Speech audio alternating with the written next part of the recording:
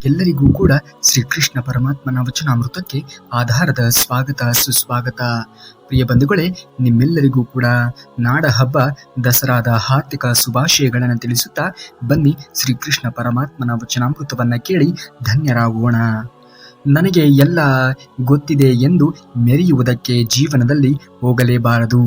ಏಕೆಂದರೆ ನಮಗಿಂತಲೂ ಕೂಡ ಉತ್ತಮವಾಗಿ ತಿಳಿದಂಥವರು ಈ ಜಗತ್ತಿನಲ್ಲಿ ಇರುತ್ತಾರೆ. ಅಂತವರ ಮುಂದೆ ನಾವು ಏನೂ ಕೂಡ ಆಗಿರುವುದಿಲ್ಲ. ಈ ಸತ್ಯವನ್ನ ಅರಿತು ಜೀವನವನ್ನ ಮನುಷ್ಯ ಸಾಗಿಸಬೇಕಾಗಿದೆ. ನಿಮ್ಮ ಜೊತೆಯಲ್ಲಿಯೇ ನಗುತ್ತಾರೆ ಎಂದರೆ ಅವರೆಲ್ಲರೂ ಕೂಡ ನಿಮ್ಮ ಸ್ನೇಹಿತರೆ ಎಂದು ಅರ್ಥವಲ್ಲ. ಜನರು ಚೆನ್ನಾಗಿ ನಟಿಸುತ್ತಾರೆ. ದಿನದ ಕೊನೆಯಲ್ಲಿ ನೈಜ ಪರಿಸ್ಥಿತಿಯು ನಕಲಿ ಜನರನ್ನ ಬಹಿರಂಗಪಡಿಸುತ್ತದೆ. ಆದ್ದರಿಂದ ಗಮನ ಕೊಡುವುದನ್ನ ಮನುಷ್ಯ ಕಲಿಯಬೇಕು. ನಿಮ್ಮ ಜೀವನದಲ್ಲಿ 3 ರೀತಿಯ ಜನರನ್ನ ಎಂದಿಗೂ ಕೂಡ ನೀವು ನಂಬುವುದಕ್ಕೆ ಹೋಗಲೇಬಾರದು. 1ನೇಯದು ಸ್ವಾರ್ಥಿಗಳು ಇರುವಂತಹ ಜನರನ್ನ ಅವರು ಸ್ವಾರ್ಥಿಗಳೇ ಎಂದು ತಿಳಿದುಕೊಂಡು ತದನಂತರದಲ್ಲಿ ಅವರ ಜೊತೆಗೆ ಸಂಬಂಧವನ್ನ ಬೆಸೆಯುವುದಾಗಲಿ ಸ್ನೇಹವನ್ನ ಮುಂದುವರಿಸುವುದಾಗಲಿ ಮಾಡಲೇಬೇಡಿ. ಸ್ವಾರ್ಥಿಗಳು ಎಂದಿಗೂ ಕೂಡ ಇತರರ ಬಗ್ಗೆ ಯೋಚನೆಯನ್ನು ಮಾಡುವುದಕ್ಕೆ ಹೋಗುವುದೇ ಇಲ್ಲ. ಸ್ವಾರ್ಥಿಗಳು ಇತರರ ಮೇಲೆ ತಮ್ಮ ನಿರ್ಧಾರಗಳು ಹೇಗೆ ಪರಿಣಾಮವನ್ನ ಬೀರುತ್ತದೆ ಎನ್ನುವುದನ್ನು ಕುರಿತು ಎಂದಿಗೂ ಕೂಡ ಯೋಚನೆಯನ್ನು ಮಾಡುವುದಕ್ಕೆ ಹೋಗುವುದೇ ಇಲ್ಲ. ಹಾಗಾಗಿ ಸ್ವಾರ್ಥಿಗಳನ್ನ ಎಂದಿಗೂ ಕೂಡ ಜೀವನದಲ್ಲಿ ನಂಬುವುದಕ್ಕೆ ಹೋಗಬೇಡಿ. ಅವರ ಸ್ವಂತ ಅನುಕೂಲತೆ ಅಷ್ಟೇ ನೋಡಿಕೊಳ್ಳುತ್ತಾರೆ. ಕೇವಲ ಅವರ ಒಂದು ಬೆಳವಣಿಗೆಯನ್ನ ಮಾತ್ರ ಬಯಸುತ್ತಾರೆ. ಇತರರಿಗೆ ಏನಾದರೂ ಕೂಡ ಅವರು ಲೆಕ್ಕಕ್ಕೆ ತೆಗೆದುಕೊಳ್ಳುವುದಿಲ್ಲ. ಈ ಸ್ವಾರ್ಥಿಗಳು ನಿಮ್ಮ ಬಗ್ಗೆ ಕಾಳಜಿಯನ್ನ ವಹಿಸುವುದನ್ನ ಎಂದಿಗೂ ಕೂಡ ಮಾಡುವುದೇ ಇಲ್ಲ. ನೀವು ಅವರಿಗೆ ಏನಾದರೂ ಮಾಡದ ಹೊರತು ಮತ್ತು ನೀವು ಒಬ್ಬಂಟಿಯಾಗಿ ಇರುವಾಗ ಅವರು ನಿಮ್ಮ ಬಗ್ಗೆ ಕಾಳಜಿಯನ್ನ ವಹಿಸುವುದಕ್ಕೆ ಹೋಗುವುದೇ ಇಲ್ಲ. ಎಷ್ಟೇ ನೀವು ಅವರಿಗೆ ಪ್ರೀತಿಯನ್ನ ತೋರಿಸಿದರೂ ಕೂಡ ಅವರು ಮಾತ್ರ ಅವರ ಬಗ್ಗೆಯೇ ಯೋಚನೆಯನ್ನ ಮಾಡುತ್ತಾರೆ. ಸ್ವಾರ್ಥಿಗಳಿಂದ ಆದಷ್ಟು ದೂರ ಇರಿ. ಅವರು ನಿಮ್ಮನ್ನ ಸುಲಭವಾಗಿ ಹಾಳು ಮಾಡಬಹುದು. ಇನ್ನು 2ನೇಯದು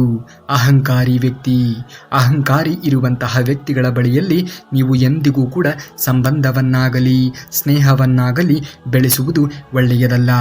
ರೋಗವನ್ನ ಹೊಂದುವಂತಹ ವ್ಯಕ್ತಿಯನ್ನ ಹೊರತುಪಡಿಸಿ ಎಲ್ಲರನ್ನ ರೋಗಿಗಳನ್ನಾಗಿ ಮಾಡುವಂತಹ ಕಾಯಿಲೆ ಅದಾಗಿದೆ. ಅಂದರೆ ಅಹಂಕಾರ ಅನ್ನುವುದು. ಅಹಂಕಾರ ಮನುಷ್ಯನಲ್ಲಿ ಇದ್ದರೆ ಇಲ್ಲ ಸಲ್ಲದ ಅನಾರೋಗ್ಯ ಎನ್ನುವುದು ಕಾಡುವುದಕ್ಕೆ ಶುರು ಆಗುವುದು. ಒಬ್ಬ ಅಹಂಕಾರಿ ವ್ಯಕ್ತಿಗೆ ಸಾಕಷ್ಟು ವರ್ತನೆ ಎನ್ನುವುದು ಇರುತ್ತದೆ ಮತ್ತು ಇತರ ವಸ್ತುಗಳನ್ನ ಮತ್ತು ಜನರನ್ನ ಕಡಿಮೆ ದೃಷ್ಟಿಯಲ್ಲಿ ನೋಡುತ್ತಾನೆ. ಅಹಂಕಾರವು ವಿಭಜಿಸಲು ಮತ್ತು ಪ್ರತ್ಯೇಕಿಸಲು ಪ್ರಯತ್ನಿಸುತ್ತದೆ. ಅಹಂಕಾರವನ್ನ ಎಂದಿಗೂ ಕೂಡ ಅಳವಡಿಸಿಕೊಳ್ಳಬೇಡಿ.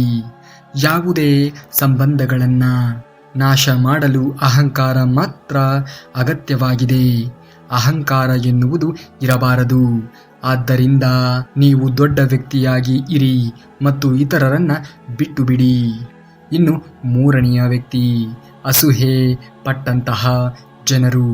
ಯಾರು ಇತರರ ಬೆಳವಣಿಗೆಯನ್ನ ಸಹಿಸಿಕೊಳ್ಳುವುದಿಲ್ಲವೋ, ಯಾರು ಇತರರ ಬಗ್ಗೆ ಕೇವಲ ಅಸೂಹೆಯನ್ನ ಪಡುತ್ತಾರೆಯೋ ಅಂಥವರ ಸಂಘವನ್ನ ಜೀವನದಲ್ಲಿ ಎಂದಿಗೂ ಕೂಡ ಮಾಡುವುದಕ್ಕೆ ಹೋಗಬಾರದು.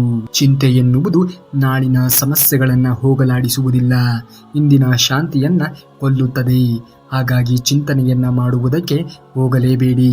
ಪ್ರತಿಯೊಂದು ಅನುಭವವು ಎಷ್ಟೇ ಕೆಟ್ಟದ್ದಾಗಿ ತೋರಿದರೂ ಕೂಡ ಅದರೊಳಗೆ ಒಂದು ರೀತಿಯ ಆಶೀರ್ವಾದವನ್ನ ಹಿಡಿದುಕೊಳ್ಳಿ. ಅದನ್ನ ಕಂಡು ಹಿಡಿಯುವುದು ನಿಮ್ಮ ಗುರಿಯಾಗಬೇಕು.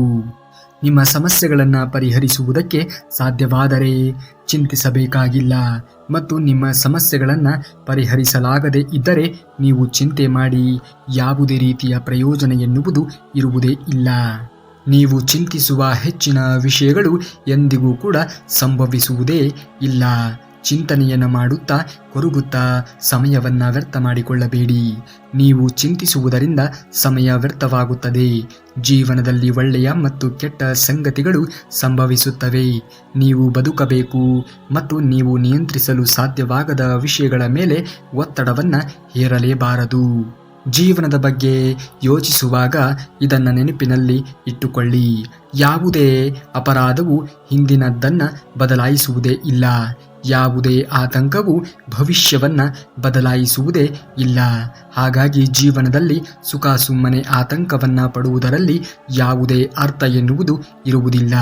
ಬಹುಶಃ ಎಂದಿಗೂ ಸಂಭವಿಸದೇ ಇರುವಂತಹ ಯಾವುದಾದರೂ ಒಂದನ್ನು ಏಕೆ ಚಿಂತನೆಯನ್ನು ಮಾಡಬೇಕು ಮತ್ತು ಅದು ಸಂಭವಿಸಿದರೆ ಚಿಂತಿಸುವವರು ಅದನ್ನು ನಿಲ್ಲಿಸುತ್ತಾರೆಯೇ? ಖಂಡಿತವಾಗಿಯೂ ಕೂಡ ಇಲ್ಲ.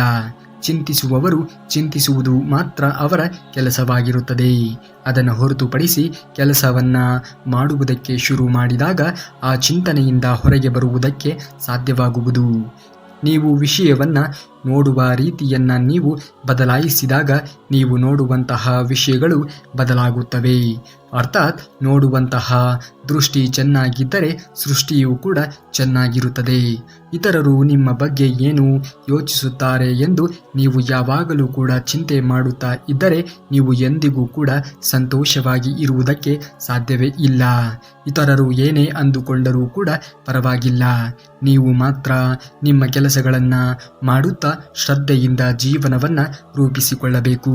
ಮನಸ್ಸು ಮತ್ತು ದೇಹ ಎರಡರ ರಹಸ್ಯ ಏನೆಂದರೆ ಭೂತಕಾಲದ ಬಗ್ಗೆ ದುಃಖಿಸುವುದು, ಭವಿಷ್ಯದ ಬಗ್ಗೆ ಚಿಂತಿಸುವುದು ಅಥವಾ ತೊಂದರೆಗಳನ್ನು ನಿರೀಕ್ಷಿಸುವುದು ಅಲ್ಲ. ಆದರೆ ಪ್ರಸ್ತುತ ಕ್ಷಣಗಳಲ್ಲಿ ಬುದ್ಧಿವಂತಿಕೆಯಿಂದ ಮತ್ತು ಶ್ರದ್ಧೆಯಿಂದ ಬದುಕುವುದು. ಈಗಿನ ದಿನವನ್ನು, ಈಗಿನ ಸಮಯವನ್ನು, ಈಗಿನ ಕ್ಷಣವನ್ನು ಆನಂದಿಸುವುದನ್ನು ಮನುಷ್ಯ ಕಲಿಯಬೇಕು. ನಾವು ಚಿಂತಿಸಿದರೂ ಅಥವಾ ಇಲ್ಲದೆ ಇದ್ದರೂ ಏನಾಗಬೇಕೋ ಅದು ಸಂಭವಿಸಿಯೇ ಸಂಭವಿಸುತ್ತದೆ. ಅದನ್ನು ಬದಲಾಯಿಸುವುದಕ್ಕೆ ಯಾರಿಂದಲೂ ಕೂಡ ಸಾಧ್ಯವೇ ಇಲ್ಲ. ಸಂತೋಷವು ನಿಮ್ಮ ಸ್ವಾಭಿಮಾನ ಆಗಿದೆ. ಅದನ್ನು ಬದಲಾಯಿಸುವುದು ತಪ್ಪಲ್ಲ. ಅದು ಒಳಗೆ ಇರುವಾಗ ಅದನ್ನು ಹೊರಗಡೆ ಹಾಕುವುದು ತಪ್ಪು. ಸ್ವಾಭಿಮಾನ ಎನ್ನುವುದು ಎಲ್ಲರಲ್ಲಿಯೂ ಕೂಡ ಇರಬೇಕು. ಇದನ್ನು ಯಾವಾಗಲೂ ಕೂಡ ನೆನಪಿನಲ್ಲಿ ಇಡಿ. ನೀವು ಯೋಚಿಸುವ ಎಲ್ಲವನ್ನ ನಂಬಬೇಡಿ. ಬದಲಿಗೆ ನಿಮ್ಮ ಚಿಂತನೆಗಳನ್ನು ನಂಬಿಕೆಯಿಂದ ಬದಲಾಯಿಸಿ. ಚಿಂತೆಯು ತನ್ನ ತೊಂದರೆಗಳಿಗಿಂತ ನಾಳೆಯನ್ನು ಖಾಲಿ ಮಾಡುವುದೇ ಇಲ್ಲ. ಅದು ತನ್ನ ಶಕ್ತಿಯನ್ನು ಇಂದು ಖಾಲಿ ಮಾಡುತ್ತದೆ. ಚಿಂತೆ ಎನ್ನುವುದು ಒಳ್ಳೆಯದಲ್ಲ. ನೀವು ನಿನ್ನೆಯನ್ನು ಬದಲಾಯಿಸಲು ಸಾಧ್ಯವಿಲ್ಲ. ನಾಳೆಯ ಮೇಲೆ ನಿಮಗೆ ನಿಯಂತ್ರಣ ಎನ್ನುವುದು ಇರುವುದೇ ಇಲ್ಲ. ಆದ್ದರಿಂದ ನಾಳೆಯ ಬಗ್ಗೆ ಚಿಂತಿಸುತ್ತಾ ನಿಮ್ಮ ಇಂದಿನದ್ದನ್ನು ಹಾಳು ಮಾಡಿಕೊಳ್ಳಬೇಡಿ. ಇಂದಿನದ್ದನ್ನು ಸರಿಯಾದ ರೀತಿಯಲ್ಲಿ ಸದುಪಯೋಗ ಮಾಡಿಕೊಳ್ಳುವುದನ್ನು ಮನುಷ್ಯ ಕಲಿಯಬೇಕು.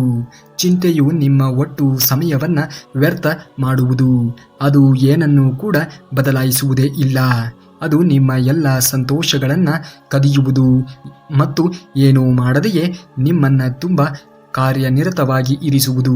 ಅತಿಯಾಗಿ ಯೋಚಿಸುವುದು ನಿಮ್ಮನ್ನು ಹಾಳು ಮಾಡುತ್ತದೆ, ನಿಮ್ಮ ಪರಿಸ್ಥಿತಿಗಳನ್ನು ಹಾಳು ಮಾಡುತ್ತದೆ ಮತ್ತು ನಿಮ್ಮ ಸುತ್ತಲಿನ ವಿಷಯಗಳನ್ನು ತಿರುಗಿಸುತ್ತದೆ. ನಿಮ್ಮನ್ನು ಚಿಂತಿಸುವಂತೆ ಮಾಡುತ್ತದೆ ಮತ್ತು ಎಲ್ಲರನ್ನ ನಿಜವಾಗಿ ಇರುವುದಕ್ಕಿಂತ ಕೆಟ್ಟದ್ದಾಗಿ ಮಾಡುತ್ತದೆ. ಎಂದಿಗೂ ದ್ವೇಷವನ್ನು ಮಾಡುವುದಕ್ಕೆ ಹೋಗಬೇಡಿ. ಚಿಂತಿಸುವುದಕ್ಕೆ ಹೋಗಬೇಡಿ. ಸರಳವಾಗಿ ಬದುಕಿ. ಸ್ವಲ್ಪ ನಿರೀಕ್ಷೆಯನ್ನು ಇಟ್ಟುಕೊಳ್ಳಿ. ಬಹಳಷ್ಟು ನಿರೀಕ್ಷೆ ಎನ್ನುವುದು ಬೇಡವೇ ಬೇಡ. ಮತ್ತು ಯಾವಾಗಲೂ ಕೂಡ ಜೀವನದಲ್ಲಿ ಏನೇ ಘಟನೆಗಳು ಜರುಗಿದರೂ ಕೂಡ, ಅದೆಂತಹ ಸಮಸ್ಯೆಗಳು ಉದ್ಭವ ಆದರೂ ಕೂಡ ಸದಾ ಕಾಲ ನಗು ನಗುತ್ತಾ ಇರುವುದನ್ನು ಅಭ್ಯಾಸ ಮಾಡಿಕೊಳ್ಳಿ. ಇದೀಗ ನಿಮ್ಮನ್ನು ಚಿಂತೆಗೆ ಈಡು ಮಾಡುತ್ತಿರುವುದನ್ನು ಮರೆತು ಬಿಡಿ. ಆಳವಾಗಿರುವಂತಹ ಉಸಿರನ್ನು ತೆಗೆದುಕೊಳ್ಳಿ. ಧನಾತ್ಮಕವಾಗಿ ಇರಿ ಮತ್ತು ವಿಷಯಗಳು ಉತ್ತಮಗೊಳ್ಳುವಂತೆ ನೀವು ಅದನ್ನು ರೂಪಿಸಿಕೊಳ್ಳಬೇಕು. ಯಾವುದೇ ಇದ್ದರೂ ಕೂಡ ಎಲ್ಲವೂ ನಿಮ್ಮ ಕೈಯಲ್ಲಿಯೇ ಇರುತ್ತದೆ. ಯಾವುದನ್ನು ಎಷ್ಟರ ಮಟ್ಟಿಗೆ ನೀವು ಬಳಸಿಕೊಳ್ಳಬೇಕು, ಯಾವುದನ್ನು ನೀವು ತ್ಯಾಗ ಮಾಡಬೇಕು ಎನ್ನುವುದನ್ನು ನೀವೇ ಯೋಚನೆಯನ್ನು ಮಾಡಬೇಕು. ಚಿಂತಿಸಲು ನಿಮ್ಮ ಶಕ್ತಿಯನ್ನು ಬಳಸಬೇಡಿ. ನಂಬಲು ನಿಮ್ಮ ಶಕ್ತಿಯನ್ನು ಬಳಸಿ. ಒತ್ತಡ, ಚಿಂತೆ ಮತ್ತು ಆತಂಕವು ನಿಮ್ಮ ಆಲೋಚನೆಗಳನ್ನು ಭವಿಷ್ಯದಲ್ಲಿ ಪ್ರತ್ಯೇಕಿಸುವುದರಿಂದ ಮತ್ತು ಕೆಟ್ಟದ್ದನ್ನು ಕಲ್ಪಿಸುವುದರಿಂದ ಬರುತ್ತದೆ. ಈಗಲೇ ಗಮನ ಹರಿಸಿ. ನಾವು ನನ್ನ ಜೀವನವನ್ನ ಒತ್ತಡ ಮತ್ತು ಚಿಂತೆಯಿಲ್ಲದೆ ಬದುಕಲು ಬಯಸುತ್ತೇನೆ. ನಾನು ಶ್ರೀಮಂತ ಮತ್ತು ಪ್ರಸಿದ್ಧನಾಗುವ ಅಗತ್ಯವಿಲ್ಲ. ನಾನು ಸಂತೋಷವಾಗಿರಲು ಬಯಸುತ್ತೇನೆ ಎಂದು ನಿಮ್ಮಲ್ಲಿ ನೀವೇ ಹೇಳಿಕೊಳ್ಳಿ. ನಮ್ಮ ಆಯಾಸವು ಹೆಚ್ಚಾಗಿ ಕೆಲಸದಿಂದಲ್ಲ, ಆದರೆ ಚಿಂತೆ, ಹತಾಶೆ ಮತ್ತು ಅಸಮಾಧಾನದಿಂದ ಉಂಟಾಗುತ್ತದೆ. ಆಯಾಸ ಒಳ್ಳೆಯದು ಅಲ್ಲವೇ ಅಲ್ಲ. ನಿಮ್ಮ ಬಗ್ಗೆ ಚಿಂತಿಸದ ವ್ಯಕ್ತಿಯ ಬಗ್ಗೆ ಚಿಂತಿಸುವುದನ್ನು ಮೊದಲು ನೀವು ನಿಲ್ಲಿಸಿ. ಅದರಿಂದ ಯಾವುದೇ ರೀತಿಯ ಪ್ರಯೋಜನ ಎನ್ನುವುದು ಆಗುವುದೇ ಇಲ್ಲ. ಯಾವ ವ್ಯಕ್ತಿ ನಿಮ್ಮ ಬಗ್ಗೆ ಚಿಂತನೆಯನ್ನ ಮಾಡುತ್ತಾನೆಯೋ ಅಂತಹ ವ್ಯಕ್ತಿಯ ಬಗ್ಗೆ ಮಾತ್ರ ನೀವು ಚಿಂತನೆಯನ್ನ ಮಾಡಬೇಕು. ಅದನ್ನು ಹೊರತುಪಡಿಸಿ ಯಾರು ನಿಮ್ಮ ಬಗ್ಗೆ ಚಿಂತನೆಯನ್ನ ಮಾಡುವುದಿಲ್ಲವೋ ಅಂಥವರ ಬಗ್ಗೆ ಚಿಂತನೆಯನ್ನ ಮಾಡುವುದನ್ನು ಮೊದಲು ನಿಲ್ಲಿಸಬೇಕು. ಮೂರ್ಖ ವಿಷಯಗಳ ಬಗ್ಗೆ ಚಿಂತಿಸಲು ಜೀವನವು ತುಂಬ ಚಿಕ್ಕದ್ದಾಗಿದೆ. ಆನಂದಿಸಿ, ಪ್ರೀತಿಯಲ್ಲಿ ಬೀಳಿರಿ, ಯಾವುದಕ್ಕೂ ವಿಷಾದಿಸಬೇಡಿ ಮತ್ತು ಜನರು ನಿಮ್ಮನ್ನ ಕೆಳಗಿಳಿಸಲು ಬಿಡಬೇಡಿ.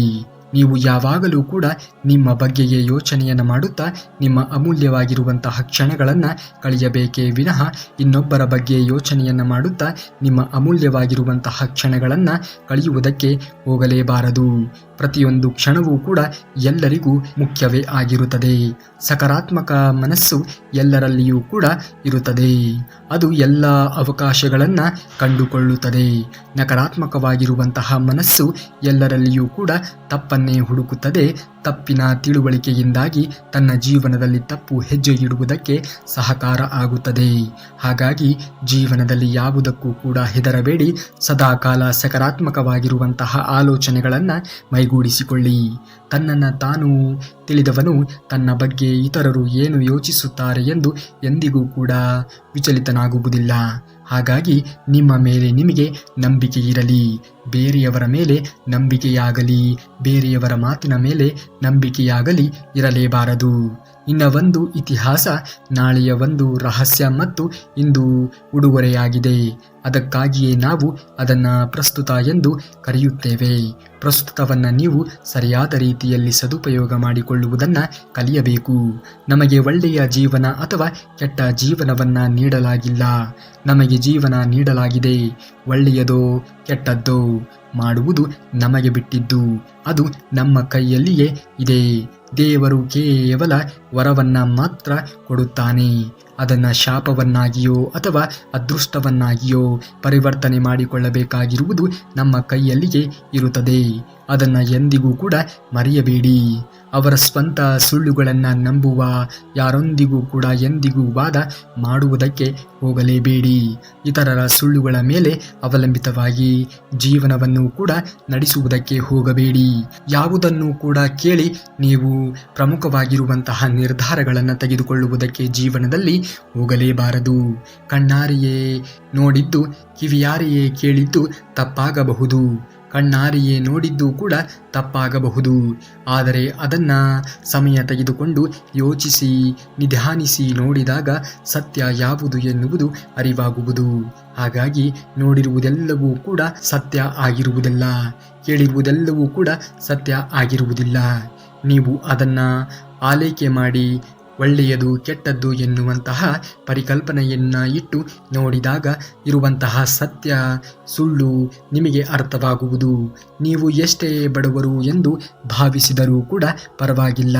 ನೀವು ಪ್ರೀತಿಯ ಕುಟುಂಬವನ್ನು ಹೊಂದಿದ್ದರೆ ನೀವು ಎಲ್ಲರನ್ನ ಹೊಂದಿದ್ದೀರಿ, ಎಲ್ಲವನ್ನ ಹೊಂದಿದ್ದೀರಿ ಎಂದು ಅರ್ಥವಾಗುವುದು. ಕುಟುಂಬ ಒಂದೇ ನಿಮ್ಮ ಜೊತೆಯಲ್ಲಿ ಇರುವುದಕ್ಕೆ ಸಾಧ್ಯವಾಗುವುದು. ತಂದೆ ತಾಯಿಗಳನ್ನು ಚೆನ್ನಾಗಿ ನೋಡಿಕೊಳ್ಳುವುದನ್ನು ನೀವು ಕಲಿಯಬೇಕು. ಏಕೆಂದರೆ ದೇವರು ಬರುವುದಿಲ್ಲ ಕೆಟ್ಟ ಗಳಿಗೆಯಲ್ಲಿ. ಆದ ಕಾರಣದಿಂದಾಗಿಯೇ ತಂದೆ ತಾಯಿಗಳನ್ನು ನಿಮ್ಮ ಬಳಿಯಲ್ಲಿ ಕಳಿಸಿರುತ್ತಾನೆ.